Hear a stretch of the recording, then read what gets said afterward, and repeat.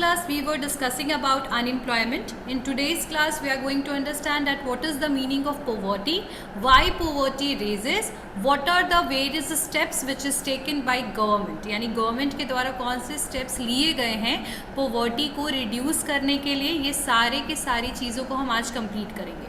सो poverty की अगर मैं बात करूँ तो poverty is one of the evil in the society के लिए बहुत ही हार्मफुल है. पोवर्टी क्यों रेज होता है, what is the reason. So poverty is one of the, बोल सकते एक सोशल इशू है. It is a part of आपका सोशियो इकोनॉमिक, जिसको हम सामाजिक आर्थिक स्थिति जो हम बोलते हैं. सोशियो इकोनॉमिक जो है वो हमारे ग्रॉस डोमेस्टिक प्रोडक्ट के लिए, हमारे नेशनल इकोनॉमी के लिए बहुत ज़्यादा इंपॉर्टेंट है.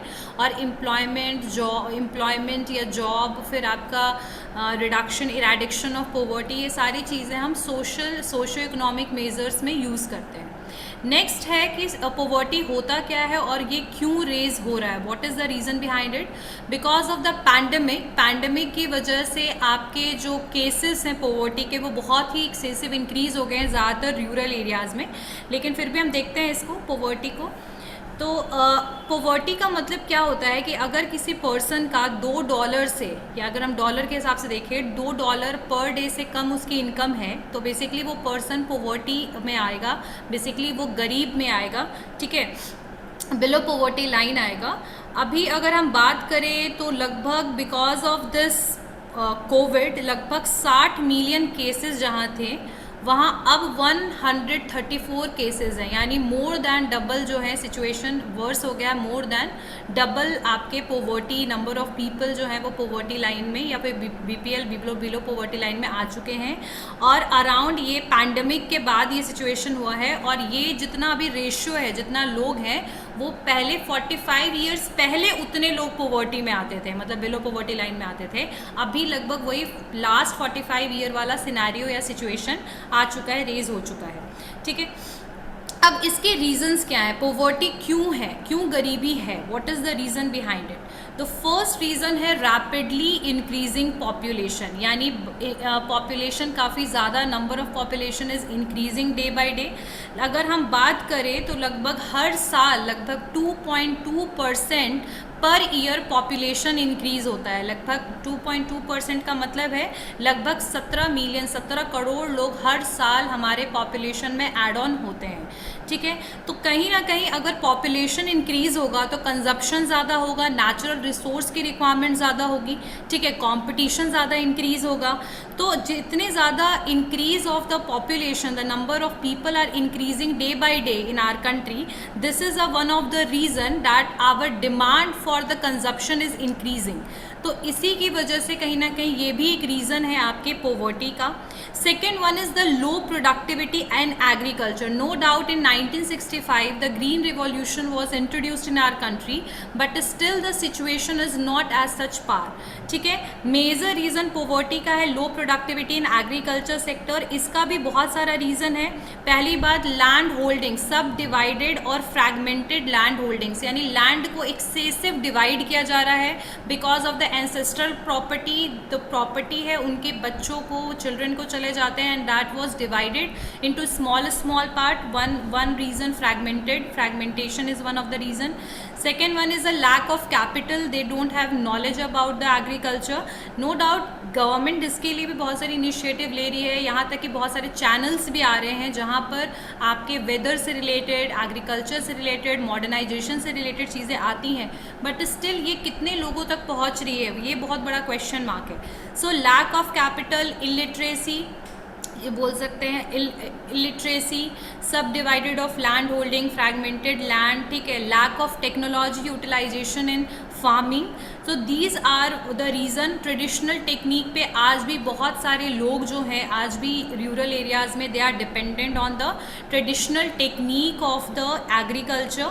सो और फिर लैक ऑफ वाटर, वेस्टेज और lack of storage, these all are the reasons for the low productivity in agriculture. और एग्रीकल्चर प्रोडक्ट अगर होता भी है, प्रोड्यूस भी होता है, तो उसको स्टोर करने की प्रॉब्लम बहुत बड़ी है. तो ये भी एक रीज़न है आपके पोवर्टी का, गरीबी का.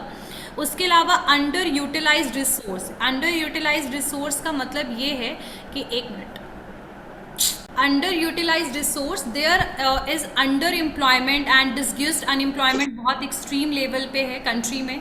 फार्मिंग सेक्टर में सबसे ज़्यादा है डिसग्यूस्ड अनएम्प्लॉयमेंट। इसकी की वजह से लो एग्रीकल्चरल आउटपुट भी है, मतलब एग्रीकल्चर तो ज़्यादा हो नहीं रहा प्रोडक्शन, लेकिन उसके अलावा स्टैंडर्ड ऑफ लिविंग भी डिक्लाइन हो रही है, और रिसोर्सेज को यानी कि जो ह्यूमन रिसोर्सेज है उसका प्रॉपर यूटिलाइजेशन भी नहीं है कंट्री में। तो ये भी एक रीज़न है आपका अंडर यूटिलाइज रिसोर्सेज पॉवर्टी का। उसके बाद low rate of economic development. Economic development यानी कि availability of goods and services in the market, ठीक है, demand of those goods and services, इन दोनों के बीच में काफ़ी ज़्यादा ये गैप है सप्लाई एंड डिमांड के बीच में। सो ये भी एक रीज़न है इसका। उसके अलावा प्राइस राइज, इन्फ्लेशन वाला सिचुएशन जो हमेशा कंट्री में आता रहता है, ठीक है, जिसको बोलते हैं महंगाई बढ़ जाना, तो ये भी एक बहुत बड़ा रीज़न है पॉवर्टी का। अनएम्प्लॉयमेंट, लोगों के पास जॉब नहीं है, जब अनएम्प्लॉयमेंट ही नहीं है तो डेफिनेटली पॉवर्टी तो इंक्रीज होगी, गरीबी तो बढ़ेगी, because they don't have basic need, they can not able to fulfil the basic needs even. So और बहुत ज़्यादा पॉपुलेशन जो है हमारे कंट्री में, दे आर जॉब सीकर्स। तो अनएम्प्लॉयमेंट का मैंने पहले ही बताया सिचुएशन क्या होता है। Unemployment is basically a situation where the people are willing to get the job but they are not able to get the job, मतलब ढूंढने की कोशिश कर रहे हैं, चाह रहे हैं कि जॉब मिले लेकिन मिल नहीं रहा है। आप एजुकेटेड हैं, आपका क्वालिफिकेशन ठीक है, still you are not able to get job, that is unemployment, ठीक है। Students are not consider under unemployed, ठीक है। तो बहुत ज़्यादा जॉब सीकर्स हैं हमारे कंट्री में। और कोविड के टाइम पे मैंने पहले ही बताया था लगभग 6.85% के अराउंड पहले हमारा अनएम्प्लॉयमेंट रेशियो था, और अभी जो आपका रेशियो है इट्स अराउंड 10%। इवन जुलाई में लगभग 8.95% के अराउंड आपका ये रेशियो था, ये परसेंटेज था अनएम्प्लॉयमेंट का। तो unemployment is a one of the reason for that. उसके अलावा शॉर्टेज ऑफ कैपिटल की कमी होना, फिर अपनी बोल सकते हैं एंटरप्रेन्योरशिप के लिए भी, मतलब एज सच जो हमारा पॉपुलेशन है they are not very much encouraged, because आपको भी पता है कि 80% जो एंटरप्रेन्योर के द्वारा स्टार्ट किया गया बिजनेस होता है वो डिक्लाइन हो जाता है, और ऊपर से जो भी कोविड के टाइम पे स्टार्ट हुआ था रेस्टोरेंट्स, न्यू बिजनेसेस, वो लगभग सब डिक्लाइन वाले ही स्टेज पर हैं। सो कहीं ना कहीं कैपिटल की कमी और करेज, एक अपना बिजनेस शुरू करने का करेज, ये भी इंडिया में इस चीज़ की भी कमी है, तो ये भी एक पॉवर्टी का रीज़न है। उसके अलावा सोशल फैक्टर्स बहुत सारे हैं, जैसे आपके बहुत सारे कास्ट सिस्टम हो गया, सर्टेन ट्रेडिशंस हो गया, ठीक है। The people are still giving priority to all those things which is not important for their livelihood. So basically हम कह सकते हैं some social factors, some cultural factors which is not as such important for the poor people but still they are following it, right? So traditions, some tradition, caste system, some cultural factors जिनको उन्होंने social level की तरह उसको represent किया है, वो सारे भी एक रीज़न है पॉवर्टी का। उसके अलावा पॉलिटिकल फैक्टर का, हमारे कंट्री में ऑलरेडी 200 साल के अराउंड ब्रिटिशर्स ने राज किया, उसके बाद जो पॉलिटिकल सिनेरियो, डेमोक्रेसी तो आ गया लेकिन स्टिल द पॉलिटिकल सिनेरियो अच्छा नहीं रहा, ठीक है। So lack of political stability and the difference in the steps which is taken by different government, like for example Congress जब आया उन्होंने अलग स्टेप लिया गरीबी को हटाने के लिए, बीजेपी ने अपना स्टेप लिया, तो like we can say that the different steps and the different way में उसको टैकल करना, this is a one of the reason for the increasing the poverty, ठीक है। तो पॉलिटिकल फैक्टर्स ये भी एक रीज़न है। तो ये जितने भी फैक्टर्स मैंने बताए हैं ये सारे के सारे आपके फैक्टर्स हैं जो पॉवर्टी को इंक्रीज कर रहा है, ठीक है। These are the causes of poverty. किसी को पॉइंट्स लिखना है तो बताओ, पॉइंट्स लिखवा दूंगी सारे। Causes of poverty, right. First point लिखिए, rapidly rising population, rapidly rising population, first point. Second point, low productivity in agriculture, low productivity in agriculture, low productivity in agriculture. Third point, underutilised resources specially human resources, underutilised resources specially human resources, underutilized resources especially human resources। Next one लिखिए, low rate of economic development, low rate of economic development. Next point, price rise, price rise, price rise. Next point, unemployment, unemployment. Next point, shortage of capital and able entrepreneurship, shortage of capital and able entrepreneurship. Next point, social factors, social factors. Next point, political factors. So these all are the reasons for increasing the poverty. ठीक है, ये सारे reason है poverty को increase करने का।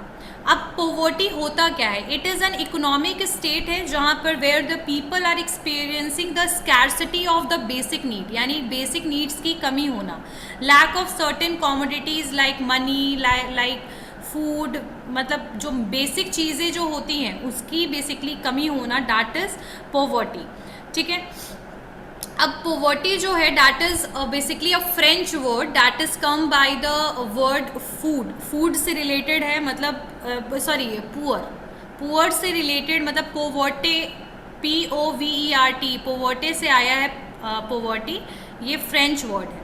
ठीक है, अगर हम देखें बेसिकली टाइप्स ऑफ पोवर्टी, तो बहुत तरीके की पोवर्टी होती है, उसके बारे में अब देखते हैं। कॉज ऑफ पोवर्टी तो क्लियर हो गया सबको, everyone, cause of poverty clear है सबको, मीनिंग ऑफ पोवर्टी क्लियर है everyone, meaning of poverty and cause of poverty clear है, क्लियर है सबको? चलिए, what are the types of poverty, यानी गरीबी कितने तरीके की होती है, टाइप्स ऑफ पोवर्टी, ध्यान से सुनिएगा। टाइप्स ऑफ पोवर्टी में सबसे पहला है एब्सोल्यूट पोवर्टी। तो एब्सोल्यूट पोवर्टी क्या है, ये सब चीजों को थोड़ा बहुत लिख लो बेटा, पहले ही बता दूं मैं तुम लोगों को। So first one is absolute poverty. What is the meaning of absolute poverty, यानी यहाँ पर इसका मतलब है एक्सट्रीम पोवर्टी और एब्जेक्ट पोवर्टी, यानी कि जो पोवर्टी एक्सट्रीम लेवल पे हो।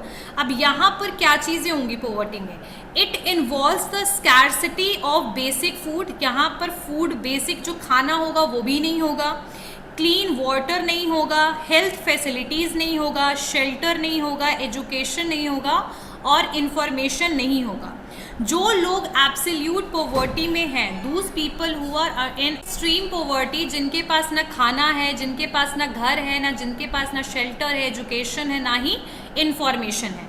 ठीक है, ये जो लोग होंगे, those who belong to the absolute poverty tend to struggle to live, यानी जिंदगी जीने के लिए, सरवाइव करने के लिए भी इन लोगों को स्ट्रगल करना पड़ता है। They are come under the absolute poverty. ठीक है, एंड यहाँ पर बहुत सारे बच्चों की, मतलब यहाँ पर कैसी लाइफ होती है, स्ट्रगल वाली, सरवाइव करने के लिए, and experience a lot of child death, यानी बहुत सारे बच्चों की डेथ हो जाती है because of the preventable disease like malaria, cholera, water contamination से रिलेटेड जो डिजीज़ होती है, उन सब की बहुत ज़्यादा प्रॉब्लम होती है वो लोगों को जो एब्सोल्यूट पॉवर्टी में है। ठीक है, 1990 में एक आया था डॉलर अ डे नाम से एक कोई ऑर्गेनाइजेशन, मतलब एक कैंपेन था, पॉवर्टी लाइन इसी से मेज़र हुआ, और 2015, मतलब ये बेसिकली एक तरीका है एब्सोल्यूट पॉवर्टी को नापने का, मेज़र करने का एक तरीका। ठीक है, सो इसी को हम कहते हैं एब्सोल्यूट पॉवर्टी। एब्सोल्यूट पॉवर्टी क्या होता है इसको फिर से बताती हूँ। एब्सोल्यूट पॉवर्टी इज एक्सट्रीम और abject poverty where the person is basically struggling for surviving, they don't have basic food, clean water, health facilities, education facilities and information facilities, and so many people, so many children are died because of preventable disease like malaria, cholera, water contamination disease से बहुत लोगों की death होती है ऐसे poverty में। यहाँ तक बात सबको क्लियर हुआ absolute poverty. Next one is relative poverty. अब व्हाट इज रिलेटिव पॉवर्टी, तो रिलेटिव पॉवर्टी इसको डिफाइन किया जाता है, जैसे वहाँ तो बेसिक नीड ही नहीं था ना, यहाँ पर सोशल स्टैंडर्ड के हिसाब से इस पॉवर्टी को डिफाइन किया गया है। इसका मतलब क्या है कि it is defined from the social perspective, यानी समाज के द्वारा देखा गया नज़रिए के द्वारा इसको बताया जाता है रिलेटिव पॉवर्टी को। That is living standard compare to the economic standard of population living in surrounding, यानी कि इसको देखा जाता है रिलेटिव, मतलब जहां आप रह रहे हैं, जिस समाज में आप रह रहे हैं, उस समाज में आपका क्या स्टैंडर्ड है, उस हिसाब से रिलेटिव पॉवर्टी को बताया गया है। ठीक है, इसको मेज़र किया गया है on the basis of income inequality. मान लो एक लोकेलिटी है जहाँ पर 5 फैमिलीज रह रही हैं और 4 लोग जो हैं वो रिच हैं और 1 लोग पुअर है, बिकॉज उसका इनकम उन 4 फैमिली की तरह नहीं है, तो that comes under the relative poverty, यानी कि जो सराउंडिंग में लोग रह रहे हैं उनसे कंपेयर करते हुए अगर आपका इनकम लो है तो आपका लिविंग स्टैंडर्ड लो है, तो उसको कहते हैं रिलेटिव पॉवर्टी।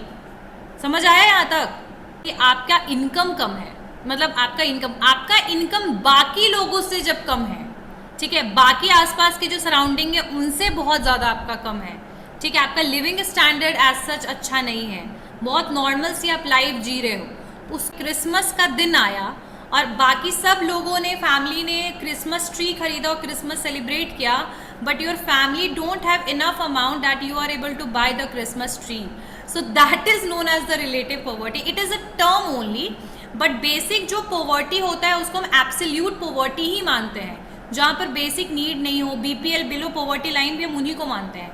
लेकिन पॉवर्टी के भी अलग अलग डेफिनेशंस हैं, टर्म्स हैं, उसी के लिए लिया गया है relative poverty. So hence it is measures of income inequality, जब आपका इनकम सिमिलर नहीं होता सराउंडिंग के हिसाब से। फॉर एग्जाम्पल, वही जो मैंने आप लोगों को बताया, a family can be considered poor, उस फैमिली को हम पुअर बोलेंगे if it can not afford the vacation, यानी कि वो वेकेशन नहीं जा सकता, घूमने फिरने नहीं जा सकता, can not buy present for the children at Christmas, Christmas में बच्चों के लिए तोहफा गिफ्ट नहीं खरीद सकता, और can not able to send its young और चिल्ड्रन टू द यूनिवर्सिटी, यानी अच्छे कॉलेज स्कूल में उसको नहीं पढ़ा सकता। तो ऐसे रिलेटिव पॉवर्टी जो है ना उसको बहुत ही कम है। These relative poverty is very less in number and relative poverty is measured as the percentage of population in that area and comparison with the income, कि उस एरिया में कितने लोगों का कितना इनकम है, उस हिसाब से वो पर्टिकुलर फैमिली गरीब है, उसको कहेंगे हम relative poverty, where we are basically measuring it on the basis of population living in at that surrounding and how much they are earning, ठीक है, या difference in the income। Clear हो गई बात? रिलेटिव पॉवर्टी क्या होता है everyone? Relative poverty सबको क्लियर है? Next one is situational poverty, सबको क्लियर है? Yes ma'am. ठीक है। एब्सोल्यूट, एब्जेक्ट और एक्सट्रीम पॉवर्टी सबको क्लियर है? थर्ड टाइप में आइए, सिचुएशनल पॉवर्टी। सिचुएशनल पॉवर्टी क्या होता है? तो सिचुएशनल पॉवर्टी एक ऐसा पॉवर्टी है जो टेम्पररी बेसिस पे होता है। जैसे कि अभी हम कोविड के टाइम पे ऐसे बहुत सारे लोग थे जो यूपीएल में थे, यानी अबव या एबीएल कहते हैं, अबव पॉवर्टी लाइन, ठीक है। तो वैसे लोग भी जो थे वो पॉवर्टी लाइन के नीचे आ गए थे। तो सिचुएशनल पॉवर्टी ऐसा टाइम आएगा, ऐसा सिचुएशन आएगा जब आप गरीब बन जाएंगे, पॉवर्टी में आप आएंगे, ठीक है। So situational poverty it is a temporary type of poverty based on the occurrence of adverse event, यानी कुछ ऐसा सिचुएशन आए, जैसे मान लीजिए एकदम से इन्फ्लेशन आ गया, मंदी आ गया, एकदम से कोई बड़ा डिजीज जैसे कोविड आ गया, ऐसा कुछ इवेंट हुआ जिसकी वजह से unfortunately you shifted toward the poor और पॉवर्टी, ठीक है। जैसे कोई इन्वायरमेंटल डिजास्टर आ गया या कोई नेचुरल डिजास्टर आ गया, जॉब लॉस हो गया, सीवियर हेल्थ प्रॉब्लम हो गया, जैसे किसी के घर में सीवियर हेल्थ प्रॉब्लम हो गया, मेजर ऑफ अमाउंट जो है वो पर्सन का चला गया उसके इलाज में, तो ऐसे सिचुएशन में हम कह सकते हैं कि सिचुएशनल पॉवर्टी हो जाएगा, यानी at that time you will consider under as a under poverty, तो इसको कहते हैं सिचुएशनल पोवर्टी और टेम्पररी पोवर्टी। और ऐसा भी नहीं कि आप पूरी ज़िंदगी भर उसी टाइप की पोवर्टी में रहेंगे, no, it might be possible after some time your situation will become okay. तो इसको कहते हैं सिचुएशनल पोवर्टी। जैसे अभी कोविड आया, बहुत लोगों की जॉब चली गई है ना, बहुत लोग माइग्रेट करने लगे, तो इन लोगों के साथ क्या हुआ, यही हुआ, they become the situational poverty के ट्रैप में वो फंस गए। क्लियर हो गई बात सबको? एवरीवन, सिचुएशनल पोवर्टी क्या होता है? Yes ma'am. चलिए, next point is generational poverty. Generational poverty, as its name is suggesting कि जेनरेशन इज देयर। तो जेनरेशनल पोवर्टी क्या होता है कि एक इंडिविजुअल फैमिली या नॉर्मल जो फैमिली है, एक जनरेशन से दूसरे जनरेशन जो पोवर्टी जाता जाए या फिर वो पास ऑन होता जाए, ठीक है। This is more complicated as there is a no escape because of the people are trapped in its cause and unable to access the tools required to get out of it. यानी कि यहाँ पर क्या है कि मान लीजिए कि किसी के दादा दादी गरीब थे और वो लोग इतने गरीब थे कि उसके बाद उनकी जो आगे वो लोगों ने बच्चों को नहीं पढ़ाया बिकॉज ऑफ पॉवर्टी, और वो गरीबी का जो आपका सार था वो चलता चला गया जनरेशन से जनरेशन। यानी कि यहाँ पर जो पॉवर्टी है वो एक जनरेशन से दूसरे जनरेशन पॉवर्टी को पास ऑन हो गया, और लोग इतना ज़्यादा इस सिचुएशन में ट्रैप्ड रहेंगे कि उनको पता ही नहीं होगा कि वो पॉवर्टी से बाहर निकले कैसे। तो इनको कहते हैं जेनरेशनल पॉवर्टी। यानी कि they are so much trapped in this situation that they don't know how to get out of this situation. They are carrying the same thing to one generation to another generation. Like अपनी गरीबी को लेकर ही वो चलते चले जा रहे हैं और अपने आप में कोई बदलाव लाने की कोई कोशिश नहीं कर रहे हैं। उनको पता ही नहीं है कि बदलाव लाना कैसे है। समझ में आया? तो इसको कहते हैं जेनरेशनल पॉवर्टी। जैसे कुछ लोगों को आप लोगों ने देखा होगा रूरल एरियाज में कि लाइक उसकी फैमिली गरीब है ना, तो आज तक उनकी फैमिली गरीब ही है। छोटे मोटे बिजनेस कर लेते हैं, जैसे तैसे अर्निंग होता है, फिर भी घर अच्छे से नहीं चलता है। Why? Because they are not able to, they don't have courage to do some different thing. ठीक है, तो इसी को कहते हैं जेनरेशनल पॉवर्टी। आई बात समझ में? जेनरेशनल पॉवर्टी क्या होता है एवरीवन? जेनरेशनल पॉवर्टी सबको क्लियर है क्या होता है?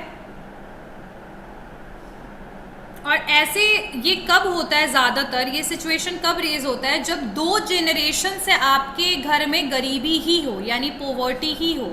लाइक पहले आपके दादा दादी, फिर आपके मदर फादर, मतलब मैं I am not saying about you all, I am normally saying, taking it as example कि लाइक अगर किसी फैमिली में दो जनरेशन से गरीबी चली आ रही है, यानी दादा दादी गरीब, फिर माँ बाप गरीब, फिर उनके बच्चे। अब उनके बच्चे बदलाव लाना चाहे तो लाए, नहीं तो अदरवाइज वो फिर अपने बच्चों को भी वही पास ऑन करेंगे, क्या? गरीबी। आई बात समझ में? तो it is known as generational poverty. ठीक है, next one is rural poverty. Rural poverty, rural poverty, ठीक है। तो रूरल पॉवर्टी से पहले एक बात तो जान लो कि रूरल एरियाज बेसिकली कैसे एरियाज होते हैं। तो रूरल एरियाज वैसे हैं जहाँ लगभग 50,000 भी जनसंख्या या पॉपुलेशन नहीं होता है। छोटे छोटे अगर हम विलेजेस की बात करें तो इतने ऐसे भी विलेजेस हैं जहाँ 1000 भी नंबर नहीं है पॉपुलेशन का। ठीक है, so in short we can say that the rural areas where the population is less than the 50,000, 50,000 से लोग कम रहते हैं। ठीक है, यहाँ पर ऐसे एरियाज़ में ना ही जॉब की ज़्यादा अपॉर्चुनिटी होती है, बहुत ही कम सर्विसेज होते हैं, गिने चुने बैंक्स होते हैं जैसे cooperative banks, regional rural banks, इस तरीके के छोटे मोटे बैंक्स होंगे, छोटा मोटा ट्रांसपोर्टेशन सिस्टम होगा।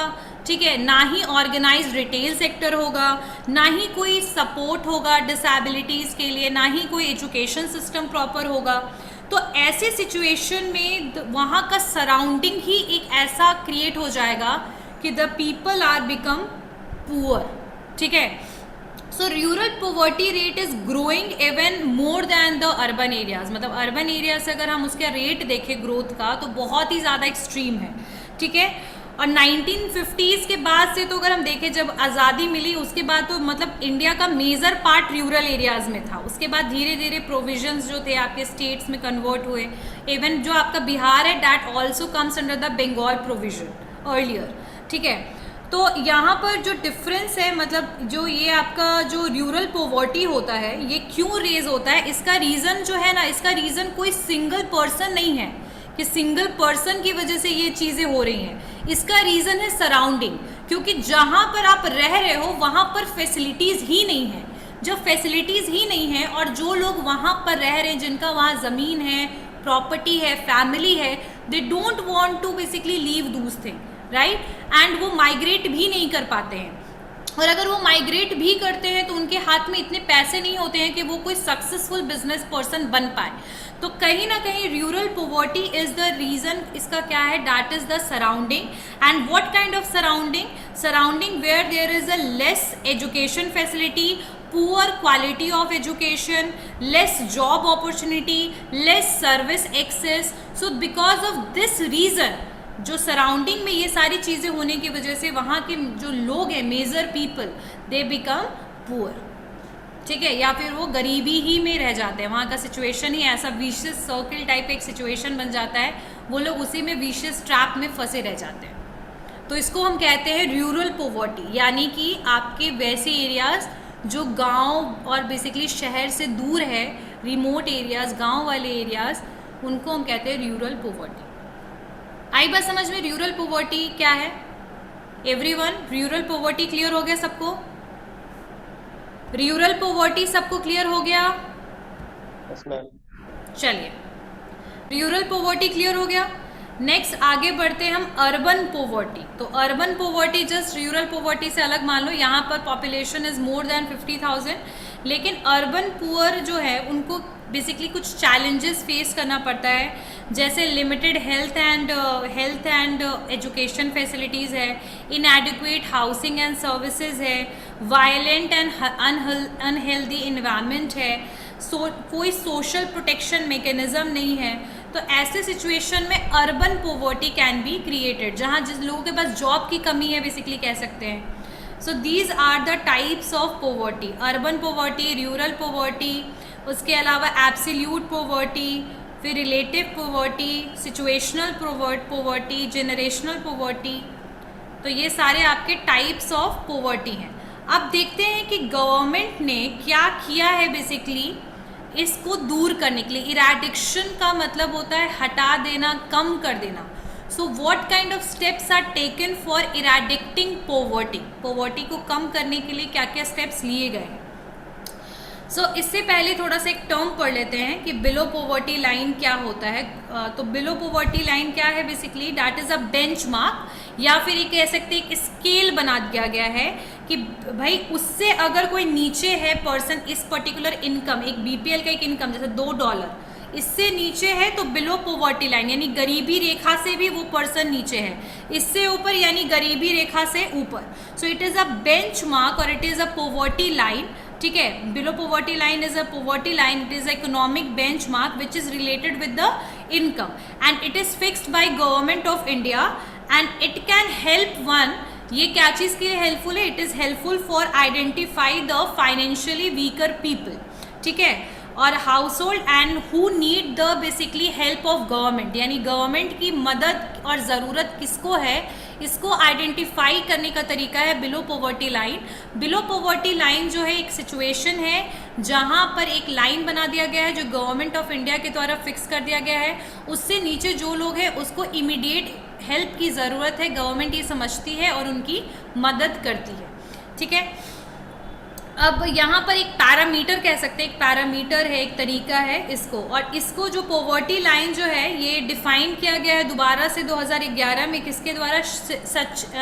सुरेश तेंदुलकर कमेटी के द्वारा इसको आइडेंटिफाई किया गया है और इससे डिटरमाइन किया गया है basis of monthly expenses on food. और यहाँ पर सुरेश तेंदुलकर कमेटी ने आइडेंटिफाई किया है पॉवर्टी लाइन को, और किस किस बेसिस पे पॉवर्टी लाइन को मेज़र करने के लिए हम पैरामीटर सेट करेंगे उसके बारे में बात किया गया है कि बेसिस ऑफ मंथली एक्सपेंसेस कितना है, खाने में कितना जाना चाहिए पर्सन का, एजुकेशन में कितना जाना चाहिए, हेल्थ में कितना जाना चाहिए, ट्रांसपोर्ट और इलेक्ट्रिसिटी में कितना जाना चाहिए। तो ये एक तरीके से कैलकुलेशन किया and according to a committee, मतलब एक कमिटी के हिसाब से a person who is spending 33 rupees a day in urban areas, यानी 33 रुपया अगर वो, ये 2011 की बात हो रही है, ठीक है, 2011 में ये कमेटी आया था और उन्होंने ये बात बोला कि जो भी पर्सन अगर कोई अर्बन एरियाज में रहता है और वो एक दिन में 33 रुपये खर्च कर पा रहा है, सिर्फ और सिर्फ 33 रुपये खर्च कर पा रहा है, और रूरल एरियाज में सिर्फ और सिर्फ 27 रुपये खर्च कर पा रहा है, 27 रुपये से ऊपर नहीं बढ़ पा रहा है,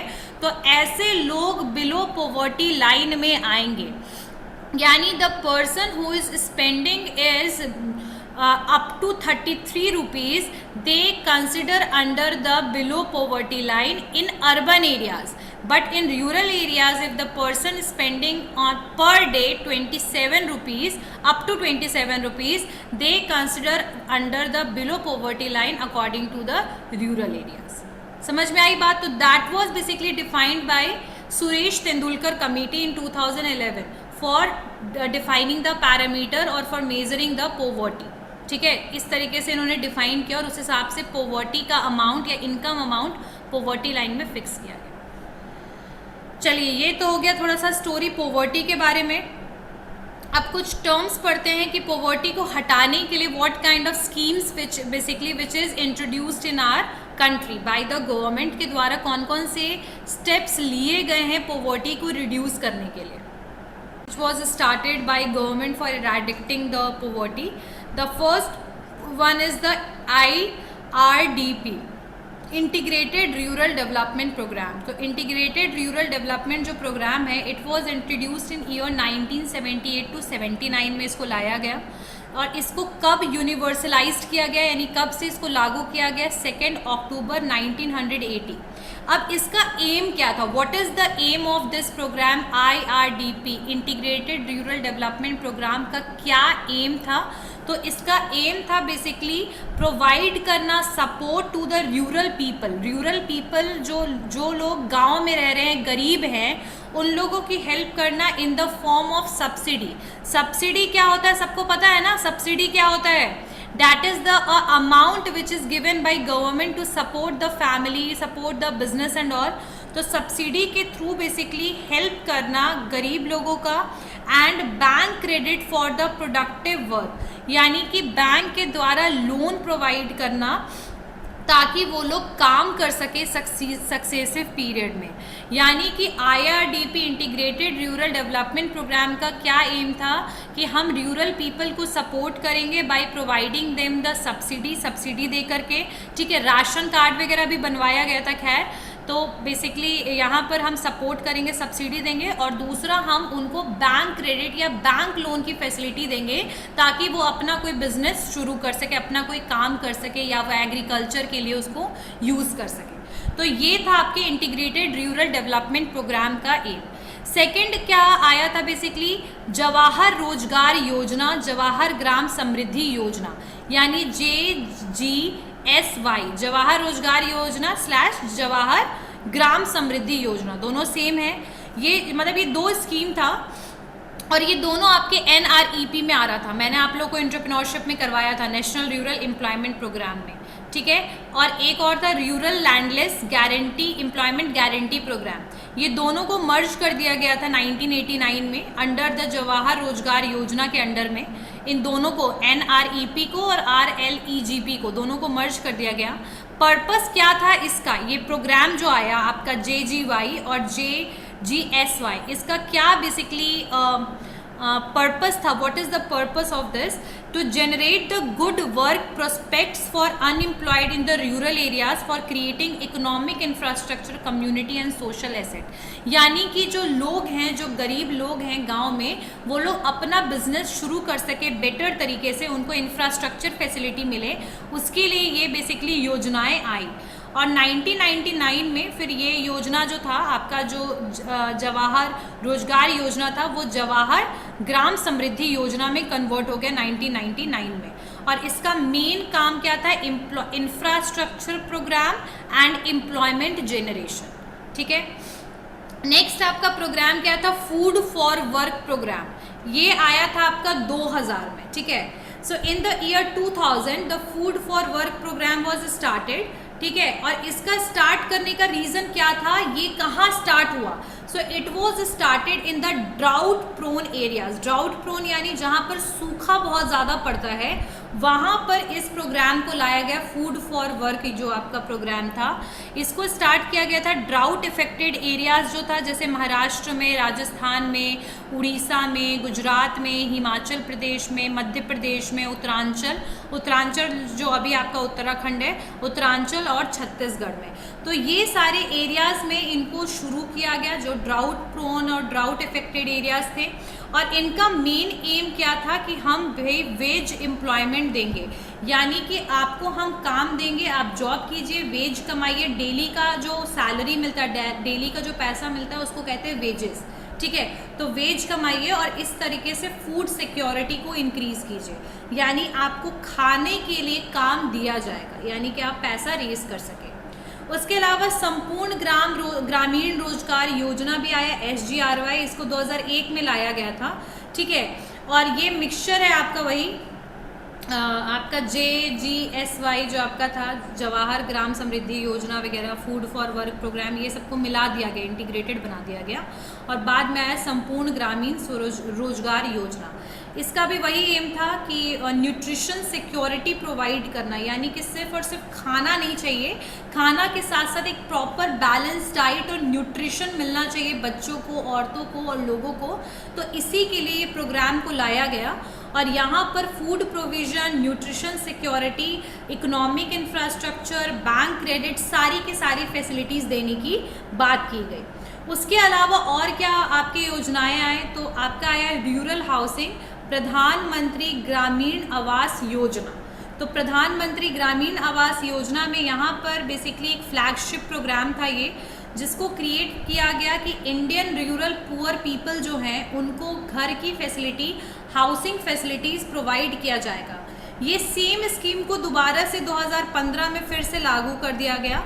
और बिलो पॉवर्टी लाइन की जो पॉपुलेशन था उसके लिए वो लॉन्च किया गया था। Earlier it was launch under the PM Rajiv Gandhi, और अभी इसका नाम हो गया इंदिरा आवास योजना। तो ये इसको एक घर देने के लिए, उन लोगों के लिए जो बेघर हैं, जिनका घर नहीं है, जो बिलो पॉवर्टी लाइन है, उनको घर देने की ये बेसिकली स्कीम और प्रोग्राम शुरू की गई। उसके अलावा आपका NOAPS भी आया। NOAPS क्या है? National old age pension scheme. इसको लाया गया 1995 में, और इसका प्रोविज़न था जो लोग बूढ़े हैं, यानी ओल्ड पीपल के लिए, जिनका एज अबव 60 ईयर्स है, यानी 60 साल से ऊपर हैं, और जिनके पास लाइवलीहुड के लिए कुछ भी उनके पास फैसिलिटी नहीं है, who does not have any means of subsistence, is main M of the project. यानी कि ऐसे लोग जिनके ना फैमिली मेम्बर्स उनको सपोर्ट कर रहे हैं, ना ही उनके पास रहने के लिए है, ना खाने के लिए है, तो ऐसे लोगों को सेंट्रल गवर्नमेंट ने इम्प्लीमेंट किया था ये प्रोग्राम को, कि पंचायत और म्यूनसिपैलिटीज़ के द्वारा इनको पेंशन मिलेगा। आई बात समझ में? तो ये NOAPS स्कीम था, national old age pension scheme. इसको लाया गया था 1995 में। उसके अलावा आपके और भी एक स्कीम था, नेशनल फैमिली बेनिफिट स्कीम, जिसको स्पॉन्सर किया गया था स्टेट गवर्नमेंट के द्वारा, और ये रूरल एरियाज़ में इसको लाया गया था, ठीक है। इसमें क्या था कि यहाँ पर कुछ सर्टेन अमाउंट दिया जाता था फैमिली के हेड को, ठीक है, after the death of a primary bread winner. यानी कि ये जो नेशनल फैमिली बेनिफिट स्कीम जो था, इसको लाने का रीज़न ये था कि अगर किसी के फैमिली में जो कमाने वाला पर्सन है, अगर उसकी डेथ हो जाती है, तो ऐसी सिचुएशन में जो घर में जो भी पर्सन सबसे बड़ा है, यानी मान लीजिए कि फैमिली में 4 लोग थे, हस्बैंड, वाइफ, बच्चा एंड उसकी मदर, अगर किसी की मतलब बेटे या सन की अगर डेथ हो जाती है और सिर्फ वही एक ब्रेड विनर या ब्रेड अर्नर था घर के लिए, तो ऐसे केस में उसकी मदर को जो है वो पैसा मिलेगा ताकि वो घर चला सके। तो ये कुछ स्कीम्स थी, पॉवर्टी को रिड्यूस करने का तरीका था, बेसिकली गवर्नमेंट के द्वारा स्कीम को लाया गया था। यहाँ तक में किसी को भी कोई डाउट है? Anyone have any doubt? Anyone have any doubt? किसी को कोई डाउट? एब्सोल्यूट पॉवर्टी बेटा वो सिचुएशन है जिसको हम एक्सट्रीम पॉवर्टी कहते हैं, जैसे कि उस पर्सन के पास ना बेसिक से बेसिक, एक्सट्रीम बेसिक चीज़ें भी नहीं है, वहाँ पर वो सरवाइव करना भी उसके लिए मुश्किल हो रहा है, उसके पास खाना नहीं है, बेटर घर नहीं है उसके पास, एजुकेशन नहीं है, क्लीन वाटर की फैसिलिटी नहीं है, बच्चों की एक्सेसिव डेथ हो रही है क्रोनिक डिजीज़, मलेरिया, ये सारी डिजीज़ से। तो ये चीज़, इसको हम कहते हैं एब्सोल्यूट पॉवर्टी। क्लियर हो गया देवराज? देवराज क्लियर हो गया बेटा? ठीक है, चलिए आगे बढ़ते हैं। नेक्स्ट पॉइंट क्या है देखते हैं, इलिटरेसी। इलिटरेसी क्या होता है? तो आई गेस सब लोगों को पता होगा, इलिटरेसी का मतलब होता है the state of not knowing how to write and read, यानी कि किस तरीके से हमें लिखना है, किस तरीके से हमें पढ़ना है। एक स्टेट जहाँ पर किसी भी सब्जेक्ट का भी नॉलेज ना हो, कुछ लिखना पढ़ना ना आता हो, तो ऐसे केस को हम कहते हैं इलिटरेसी। ठीक है, अब इलिटरेसी की अगर हम बात करें तो किस तरीके से इलिटरेसी को हमारी कंट्री में हटाने की कोशिश की जा रही है, लेकिन खैर उससे पहले मैं तुम लोग को कुछ बताना चाहूँगी कि हमारे इंडिया अभी है, हम लोग के यहाँ कितना बिहार में लिटरेसी रेट है, तो डैट इज़ 61.8%। ठीक है, 61.8% लिटरेसी रेट है। और सबसे ज़्यादा अगर लिटरेसी कहीं है तो that is in Kerala, that is 94%। उसके बाद है Mizoram where 91% literacy rate is there. Even in the Tripura there is around 89% literacy rate. तो लिटरेसी की बात अगर हम करें तो पढ़े लिखे साक्षर लोगों को हम लिटरेट कहते हैं। तो हम किस तरीके से इलिटरेसी को इराडिक्ट कर सकते हैं, how we can rejuvenate the education in our country. So illiteracy is the most dangerous part for development of any country. It result in the significant issues such as unemployment है, population burst है, poverty है। तो ये सारी reason कहीं ना कहीं illiteracy से रेज हो सकता है। इलिटरेसी जो है वो हमारी कंट्री में आज से नहीं है, बल्कि इंडिपेंडेंस से पहले से है, और इंडिपेंडेंस के बाद भी काफ़ी ज़्यादा लोग जो थे, काफ़ी नंबर्स ऑफ पीपल जो थे इलिटरेट थे। ठीक है, लेकिन स्लोली जो है वो इराडिक्शन हो रहा है इलिटरेसी का, लोग लिटरेट बन रहे हैं। ठीक है, अगर हम बात करें सबसे ज़्यादा लिटरेसी कम कहाँ है, तो वो 3 स्टेट में बहुत ज़्यादा लिटरेसी जो है वो कम है। The first one is Jharkhand, Bihar and Arunachal Pradesh, Orissa and UP. ये 4-5 ऐसे स्टेट हैं जहाँ पर अभी भी इलिटरेसी काफ़ी ज़्यादा हाई है। अगर हम बात करें यूनेस्को की, अगर हम यूनेस्को की बात करें तो उन्होंने लिटरेसी को कैसे डिफ़ाइन किया है वो सुनते हैं कि UNESCO has defined the literacy as the ability to identify, interpret यानी कन्वर्ट करना, इंटरप्रेट, अंडरस्टैंड यानी कॉम्प्रीहेंशन, कैसे आप समझते हो चीज़ों को, understand, create, communicate and compute using printed और written material associated with varying context. ठीक है, लिटरेसी इन्वॉल्व करता है एक कॉन्टिनम ऑफ लर्निंग, जहाँ पर लोग हैं उनके पास गोल होता है, नॉलेज होता है, पोटेंशियल होता है to participate in community and society. तो बेसिकली इसको हम कहते हैं लिटरेट। क्या क्या रीज़न है, कॉज क्या है इलिटरेसी का इंडिया में, और गवर्नमेंट ने क्या क्या चीज़ें लेकर आया है इराडिक्ट करने की इलिटरेसी, तो उसकी बात करेंगे। तो कॉजेज़ ऑफ इलिटरेसी क्या है, इंडिया में इलिटरेसी क्यों हाई है? तो सबसे पहला इसका रीज़न जो है, फर्स्ट रीज़न जो है, बिगेस्ट इलिटरेसी जो है वो पहला है, तो रीज़न है इसका poverty. Extreme poverty is the basically poverty सबसे मेजर कॉज है। अगर हम बात करें, आप लोग को मैं बता दूं कि बहुत सारे बच्चे जो हैं वो ड्रॉप कर जाते हैं स्कूल कॉलेजेस। क्यों? उसका रीज़न होता है गरीबी। घर में इतनी गरीबी होती है कि खाने के लिए दे जस्ट थिंकिंग डैट पढ़ने से बेटर है कि मैं कुछ अर्न करूँ, कुछ कमाऊँ। ठीक है, तो इसी की वजह से चाइल्ड लेबर भी बहुत एक्सट्रीम पेस में बढ़ चुका है। लेकिन अगर हम बताएं इलिटरेसी का, तो सबसे बड़ा रीज़न है अनएम्प्लॉयमेंट, बहुत ज़्यादा अनएम्प्लॉयमेंट, पोवर्टी इसका रीज़न है। उसके अलावा पीपल जो हैं उनको न्यूट्रिशियस फूड नहीं मिल पाता है, पोवर्टी बहुत बड़ा एक रीज़न है। ये सब की वजह से कहीं ना कहीं लोग आज भी ड्रॉप आउट रेट काफ़ी हाई हो चुका है, लोगों के लिए प्रायोरिटी नहीं रहा है लिटरेसी। तो इस वजह से इलिटरेसी काफ़ी ज़्यादा इंक्रीज़ हो चुका है। इतना गरीबी होता है कि the people are not able to afford the school fees. अब स्कूल फीस अफोर्ड ही नहीं कर पाएंगे तो पढ़ेंगे कैसे? ठीक है, अब नेशनल प्रायोरिटी बन चुका है, गवर्नमेंट ने बहुत ज़्यादा कुछ गवर्नमेंट लेकर आई है चीज़ें, जैसे education for a group of minorities, यानी कि वैसे लोग माइनॉरिटीज़ के लिए एजुकेशन, जो भी सोसाइटी माइनॉरिटीज़ में आएगी, कॉन्स्टिट्यूशन ने उसको प्रोटेक्ट किया हुआ है कि उनको पढ़ना लिखना ज़रूरी है। Education for a group of minority. Free and compulsory education जो है वो आर्टिकल 41, 45 और 46 कहता है, directive principle of state policy constitution का कहता है कि हर एक सिटीजन जो है उसको फ्री एजुकेशन मिलना उनका धर्म है, उनका हक है। ठीक है, तो बेसिकली फ्री एजुकेशन सिस्टम भी है हमारे कंट्री में। उसके अलावा equality for opportunity in educational institution, यानी सबको एडमिशन मिलेगा। ठीक है, चाहे वो कैसे भी बैकग्राउंड से हो, कैसा भी फैमिली से हो, स्कॉलरशिप की फैसिलिटीज़ मिलेगी।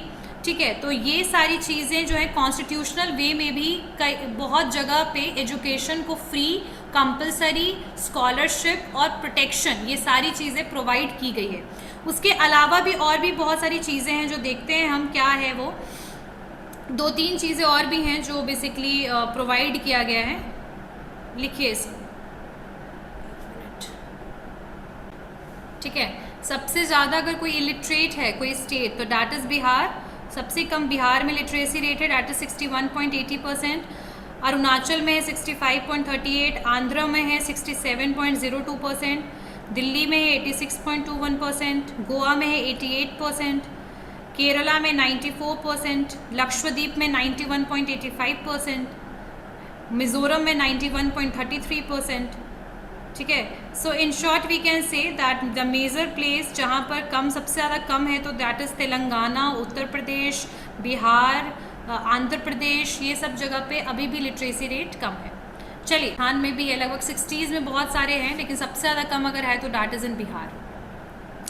चलिए, अगर हम बात करें गवर्नमेंट के स्टेप्स की जो इलिटरेसी के लिए लिया गया, what are the various steps which is taken for eradication of illiteracy, तो प्राइमरी एजुकेशन हर जगह पे कंपलसरी करवा दिया गया। प्राइमरी एजुकेशन 14 ईयर्स से कम वाले एज वाले बच्चों के लिए education facilities free of cost है। साथ साथ में उनको मिड डे मील भी मिल रहा है। मिड डे मील स्कीम भी जो है वो लॉन्च किया गया ताकि ड्रॉप आउट रेट जो है वो कम हो जाए। उसके अलावा अडल्ट एजुकेशन सेंटर्स बहुत जगह पे स्टार्ट किया गया सर्व शिक्षा अभियान के द्वारा। तो ये कुछ स्टेप्स थे जो गवर्नमेंट ने बेसिकली इरेडिक्ट करने के लिए, किस चीज़ को, आपके इलिटरेसी को इरेडिक्ट करने के लिए यूज़ किया। अच्छा, यहाँ तक हो गया। नेक्स्ट क्लास में हम पढ़ेंगे अनएम्प्लॉयमेंट के बारे में। किसी को कुछ पूछना है पॉवर्टी से रिलेटेड, इलिटरेसी से रिलेटेड, सबको सारे कंसेप्ट समझ में आए? जितने भी पॉइंट्स करवाया सबको क्लियर हो गया? Everyone? Yes Neeraj? Ma'am, poverty कभी भी, poverty can not be ever eliminated but we can eradicate it, we can reduce it, समझ रहे हो? लेकिन गरीबी एक विशियस साइकिल है।